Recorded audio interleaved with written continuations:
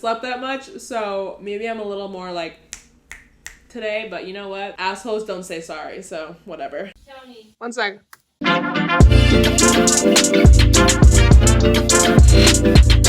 Yes.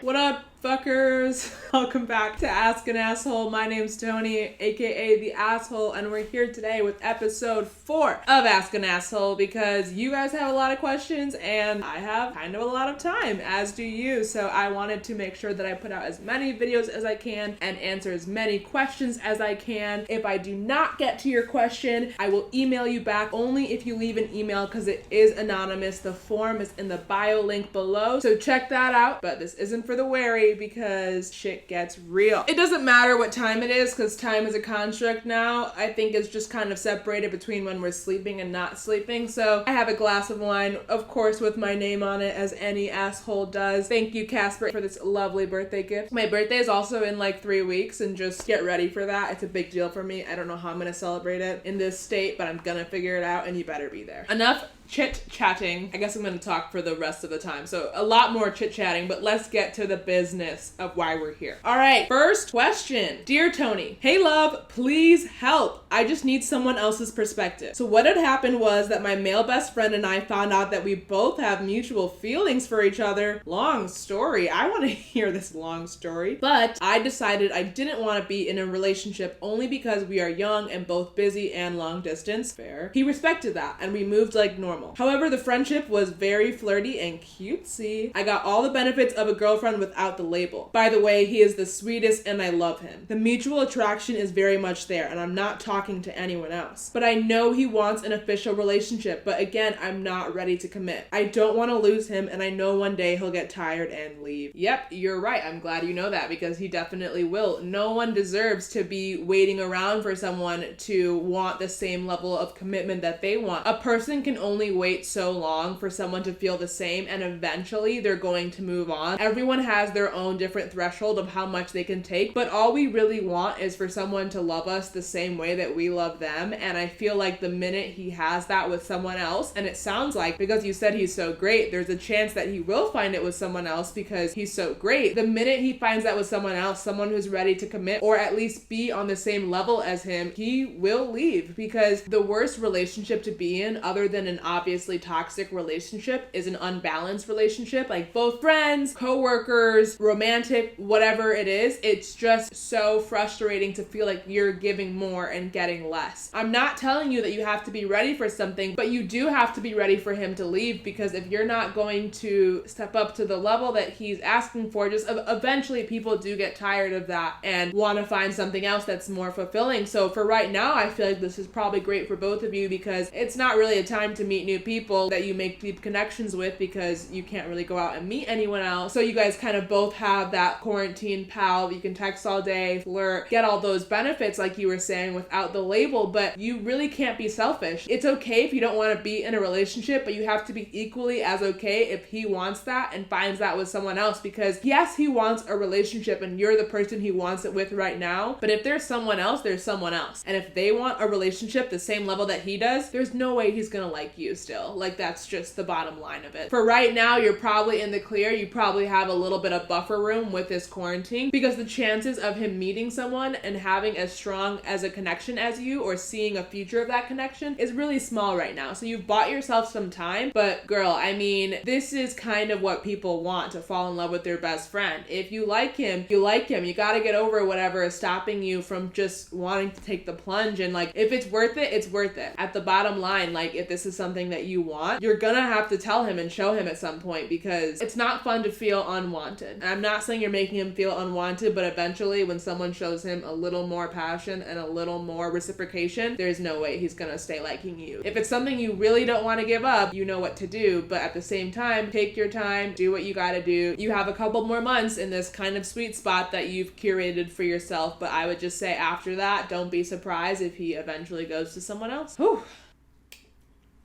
I don't think I like red wine. Next question. Dear Toni, I don't know how to talk to the people in my life about my depression. Every time I bring it up, my friends feel uncomfortable and almost guilty. I don't want to normalize or downplay it, but it is a part of my everyday life, so I feel weird actively not mentioning it. Any and all advice would be appreciated. Many huge kudos for what you're doing here. I'm forever impressed. Aw, that's super nice. I know you said you don't want to normalize it, but I kind of want to start there because we do have to normalize it because it is a part of everyday life. Like you said, it's a part of you. Like, it's as a part of you as other parts of your life. So just having to not mention it is pretty much hiding a part of yourself from your family and friends, which is hard to do for other things already. But when it's your mental health, we kind of need those people to know what's going on so they can maybe be a little bit more compassionate if we don't want to hang out for a while, or if we just need some time, or if we're sad, or like whatever it is. Like, it's nice for people to know the reason why. But I hate that the burden often falls on the people who hold the identities to do like the training or education. Like, because I'm a lot of my friends, at least from home, only friend who's a person of color, I often will be the person that will like bring up a race thing or just whatever because I hold that identity, so I'm just more aware of the issues surrounding it. So I don't want the burden to fall on you to be educating all these people, but at the same time, this is a part of you and it's uncomfortable. It's uncomfortable because it's not normalized. So when you bring it up and your friends feel uncomfortable, that's really on them. They need to start reshaping how they think about mental illness because it's so a part of life. And I honestly give you huge kudos for just recognizing that you are depressed. I mean, at least in my experience, I didn't realize it for a year. A full year later, when I was happy, I was like, oh,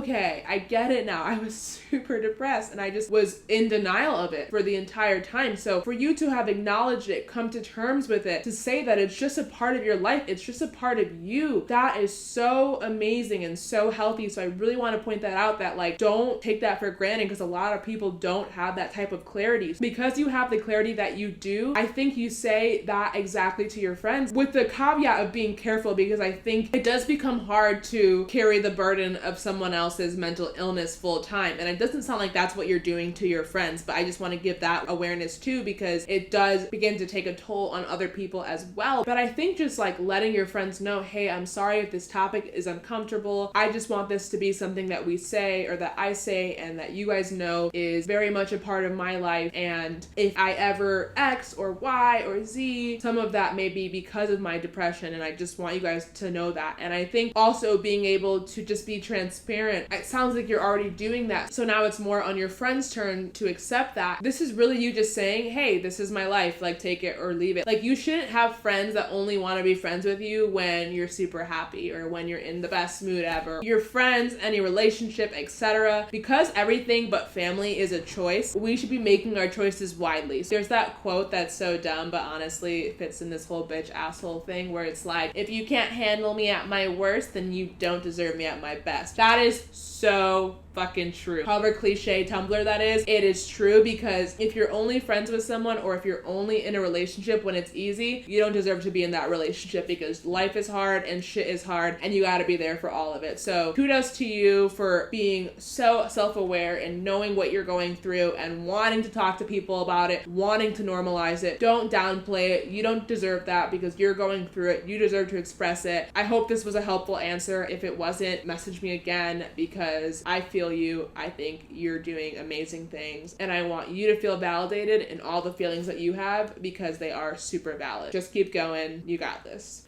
All right. Woo. I feel like I'm torturing myself. I don't like this shit. I don't like it. I don't have any other alcohol right now. I'm sorry. I don't know why I'm yelling at you guys. This is not your problem.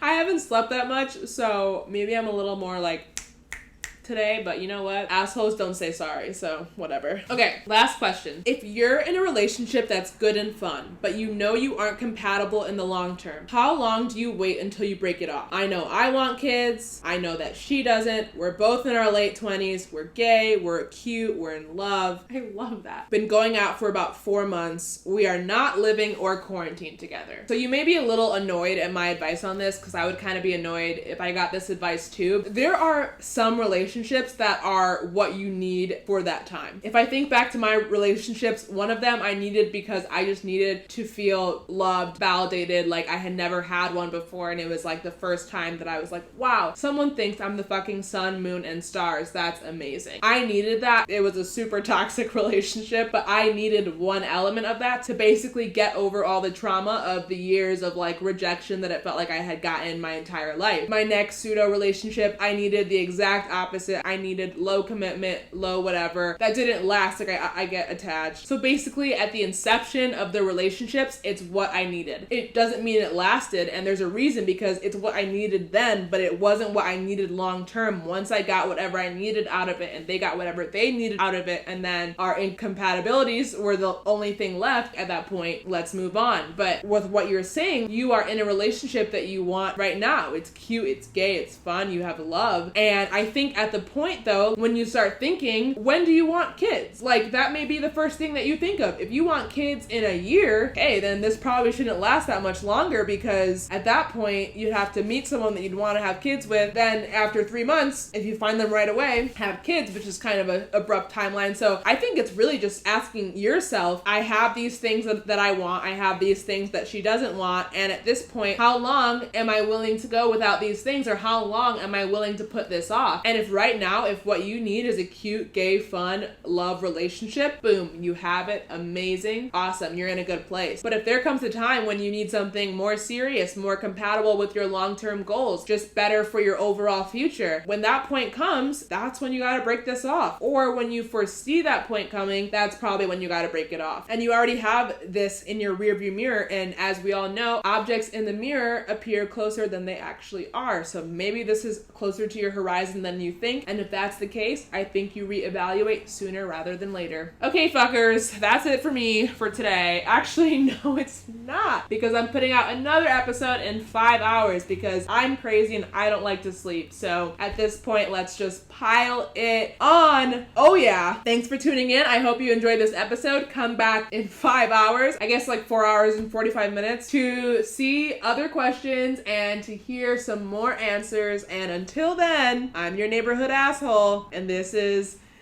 I don't have anything else to say. Okay, bye.